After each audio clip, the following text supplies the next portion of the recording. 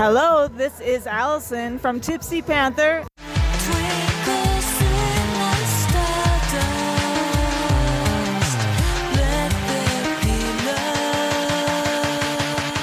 And you are listening to the New Wave Music Podcast.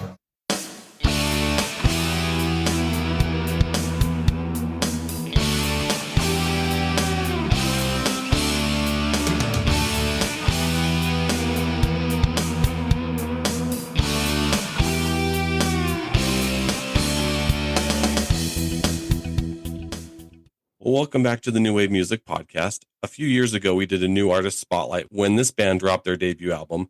Now they're back with something even bigger, a brand new album called Mirror. So instead of us reviewing the album, we thought it would be better to hear directly from the band about it. Please join me in welcoming back Austin from the band Indigo Waves back to the podcast. Hey, thank you, Steve. I'm glad to be here. So Austin, before we dive into the new album, I realized that when we spoke with you guys a few years ago, I missed a question during our last chat. I've got to ask, what's the story behind the band name, Indigo Waves? Me and Matt have always had like a love for new wave music, and I don't know if it necessarily holds a specific meaning for us. We like looked to bands like New Order, and we thought, oh, that name is so sick, and we just tried to have like, you know, a name that kind of will stand the test of time. And I'm not gonna lie, we've bickered over it for a long time, and that's just one that kind of stuck, and we've both been happy with it. And I mean, it's been years now, and we still are happy with it. So that's kind of how it came to be. Now let's move on to the new album, Mirror. The sound of this album feels distinct from your debut. What inspired this musical journey? I think there's been a lot of maturing for me and Matt since our last album. I mean, it's crazy to think, but I mean, our last album came out in 21. It's 25 now. Me and Matt were in college when we wrote the last album, and now we have kids, and we're just kind of in a different phase of life. It kind of led us to just hunker down, and we really put our hearts into this album. And I think we've learned a couple tricks since our first one. We've gotten a little better at recording. We have new equipment, and we've kind of dialed what we like in terms of equipment. So I think it's kind of helped us, I guess, solidify our sound and help us explore things that we weren't quite able to on the first album. Well, I've had a chance to listen to the new album several times. There are definitely some tracks that stood out to me. First up is the opening track, Vision.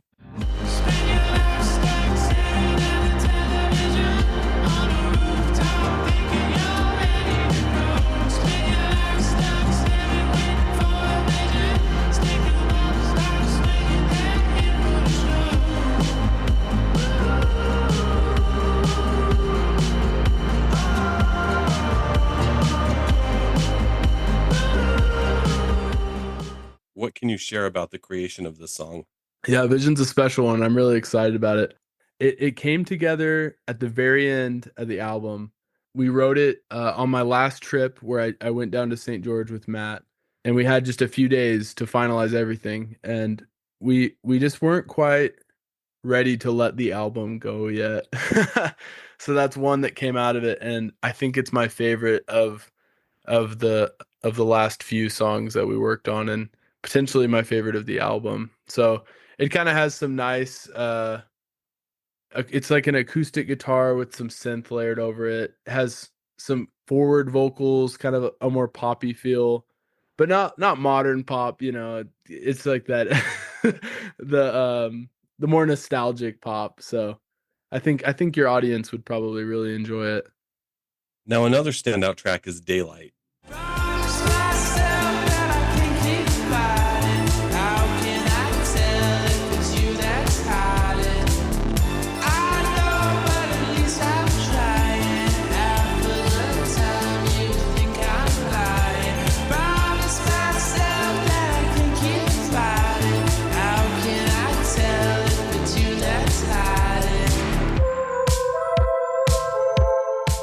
The synth work is really infectious. Your vocals fit perfectly with it. Was the synth work inspired by any particular bands, or is it something that just came together after the lyrics were written? That's a great question. I can only speak from my influences, and I can tell you that we definitely were looking back at artists that we enjoy. I think at the time we were wanting something like big, like like very well produced. And I think for that, like Tears for Fears, some of their tracks just sound so high production. I know we were listening to some Michael Jackson at the time. We on that track we actually had an LM1, which is they didn't make a lot of them and they're very expensive. But one of my friends picked one up in California and he brought it out to us and we were able to record with it. It's a fantastic drum machine, but um yeah, I can't speak on Matt's influence. He's our synth guy and he is an animal. We also had the opportunity to me and Matt both purchased Synthicons, which is a really cool synthesizer, and I think that is shown in Daylight and it's shown in a lot of our tracks. I also think Daylight had our Jupiter 6 in it, which is another just classic 80s synth that sounds awesome. I was really taken back by the track Hillside when I first heard it.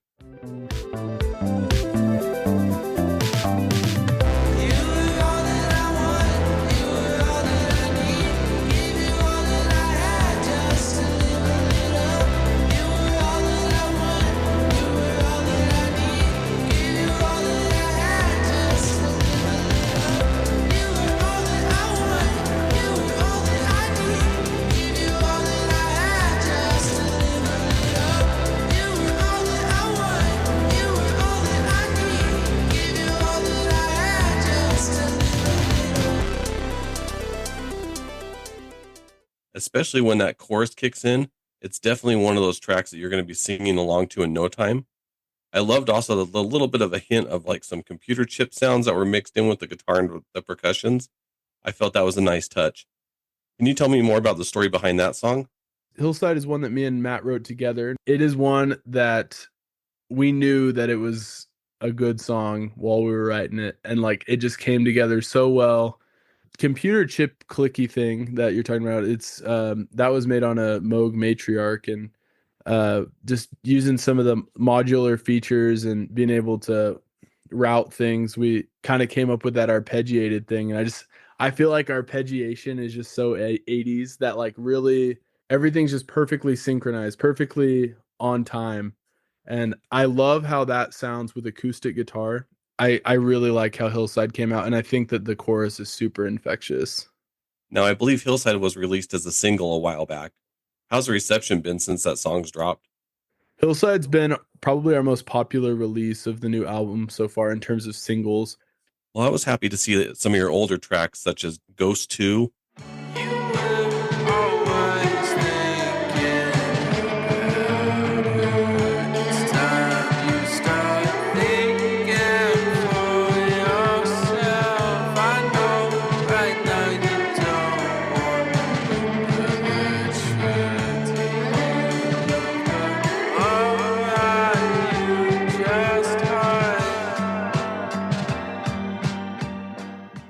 And Smith and Weston.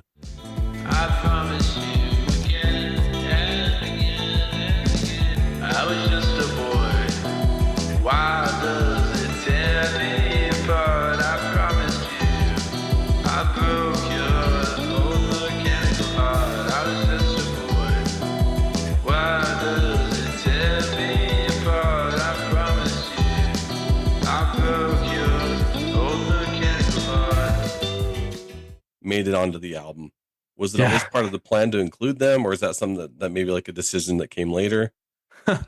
When we wrote Ghost 2, we were kind of just trying to figure out what we wanted to do. And I feel like you can kind of hear in that Ghost 2 sounds a little bit different, and that's okay. But I think it's sometimes difficult to know where the next album will take you. And I clearly remember in our last interview, we really wanted to make a new wave album. That was like our goal. Our last album was a little more on the, indie side. It had some touch of that of the new wave thing, and we've always been really big into the classic synth. So there's always been a nod to new wave. But we really wanted to dive into new wave on this new album. We were just trying to figure out how to do it. I don't think that we wrote the perfect new wave album, but I think that me and Matt are just continually working towards with new wave in mind, I guess is how I should say it, because it's just a huge part of why we make music. It's a huge inspiration to both of us. we love collecting gear, to be honest with you. So being able to go back and to listen to the tracks of, who was making what when those synths were first coming out, I feel like that's a huge thing for us.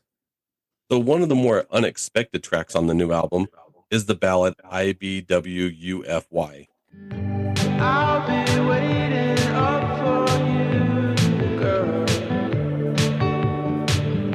I'll be waiting up for you. I'll be waiting up for you, girl. I'll be waiting up for you. It's mostly non-electric, but it really works. What was the thought process behind creating this song? That's a great question. I wrote that song for my wife actually, and I call it IB Woofy, but yeah, I mean I don't even know how you would say that. It's just an acronym for I'll be waiting up for you.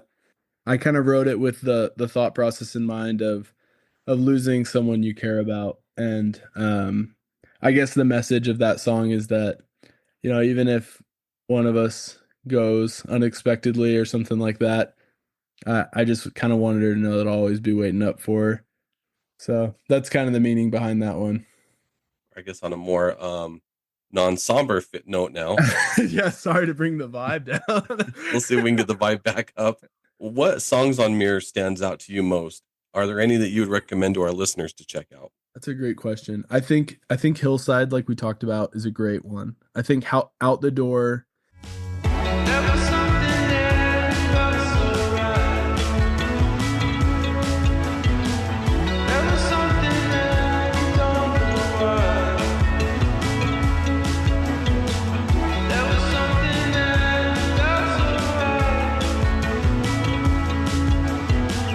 There was something that I don't know why.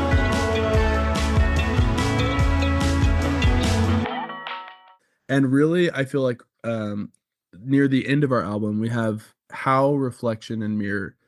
And I think that those three in particular, they're all album songs. So none of them were released as singles. But I think that those three songs really might connect with the audience that you guys have.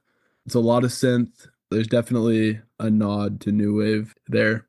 Yeah, and since you brought it up, I was actually excited to see the new album includes an instrumental track, Mirror.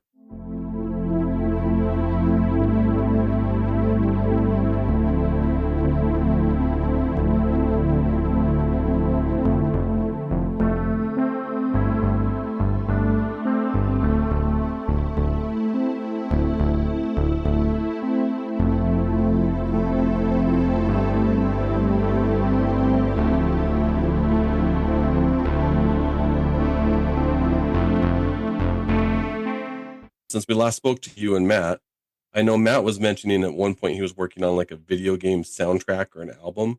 Yes. Do you know if he has any updates on that project? He does, and it is finished. He has an artist that he makes like solo music on, and it's called Leopard Tuesday is the name of that project. And his album that was made to be video game music is called Moonroom 64. So that was kind of a nostalgic album for him. All that sharp, piercy, glistening, sparkly sound and synth. That's what Moonroom 64 is all about. I feel like Mirror kind of has that same. It's kind of that ambient. It almost feels victorious. I don't know how to explain it. It kind of has this triumphant sound to it, and then it kind of fades out. And the goal with Mirror was it kind of elevates and then it drops back down, kind of as if you're looking at a reflection at the audio, if that makes sense. And we try to have a lot of symbolism in our albums, so that's kind of where Mirror came from with that. So over the last few years, it looks like you guys have played a few festivals, and you guys have an upcoming tour plan. It looks like across Europe. So a question I have to ask is that one that we ask all the bands we talk to: do you have a favorite gig or tour memory that stands out? Oh, that's a good one. I have a soft spot for New Mexico. Matt's from New Mexico, and we've just developed a relationship with with the audience there that I feel like I don't know. I don't feel it anywhere else. I really love anytime we go to New Mexico. It really is the land of enchantment. I know it's not for everybody, but we really like it there. So we went and played a festival there this year at University of New Mexico, and we just get so much support. That there's such a sense of community there. I feel like in Albuquerque, and they really come out. So yeah, shout out to New Mexico. We are leaving for Europe in April, and I can pull up the dates right now because I honestly don't know them off the top of my head. We are playing all over. We'll be in Berlin, Paris, we'll be in Switzerland and Denmark. So our tour starts out April 11th, and we come back. It looks like our last date is in May 3rd. Yeah, if you're anywhere in Europe, come see us. I mean, it's Hanover, Leipzig. A lot of these places, we're so grateful to be playing in, and we're grateful to have a fan base. But I think it's going to be exciting. This is our first time playing in Europe, and we're really going to try to show up and really make it worth your time. So if you find yourself in Europe, check us out while we're out there. We have Mirror that we're pressing in Denmark when we get there on vinyl, and we'll have some copies there, and it should be a good time. Now, I saw you guys played, it looks like New Year's Eve here in Salt Lake City. Oh, yeah. Are you guys planning on any Salt Lake shows soon? We do have a show in Salt Lake. We're playing with a friend of ours. We're doing a leg of his tour. His name's Beach Vacation, and we'll be playing in Salt Lake in May. I'm trying to see the date here. I don't see it, but we will be back in May, and we're playing in Salt Lake. So that's our only Utah date for now. Nice. So keep your calendars open, and a great way to check would be just on our Instagram. That's probably where we're most active, or just checking like on bands in town or Spotify. All the dates are listed there. Finally, the last question I have to ask you about the new album. What's the story behind the track Tony Hawk Pro Skater? Wait a minute, I'm not ready to give up on this fight now, Tony. Wait a minute, if you only could just give me a chance. To the limit, right now, Tony. You say you want it, yeah. It definitely stands out on the album. Me and Matt have a terrible habit of making silly names for songs. We just can't resist it. Whenever we're recording, we name songs just whatever comes to our head as we're hitting save on the song. And Tony Hawk Pro Skater stood the test of time. We reworked it quite a few times, and we really it was much sillier when we started, and we tried to like control it and tame it to where it'd be like an actual listenable song. But for me and Matt, music is all about having fun, and we've been friends for going on like 8 or 9 years now. Really, it's like a huge way that we can blow off steam, and that's just one of those fun songs where we wrote it. We wanted to write a song that would be fun to play live and that would get people excited and get energy and the blood pumping, and that's just a fun, fast, playful song. So that's what that song's all about. And we felt the name really fits it because it's just kind of that silly name, So as you guys have been playing live, is there any songs that have come across that you're kind of surprised on the crowd reaction? No, that's a great question. I think Like We Used To has been doing very well.